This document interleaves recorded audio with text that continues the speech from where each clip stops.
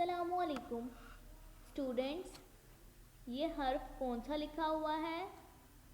हर्फ scene.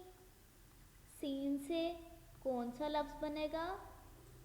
Scene सा सूरज। और ये क्या है? सीन सा समंदर। अब इस पिक्चर में ढूंढें सीन सा सूरज कहाँ पर है। ये रहा सीन सा सूरज और ये है सीन सा समंदर। सीन से और क्या क्या बनता है?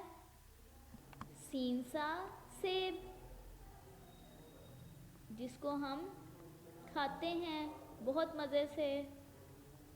ये किसकी तस्वीर है? सीन सा साइकिल, ये साइकिल की तस्वीर है। और साइकिल किस हर्फ से शुरू होता है? सीन से।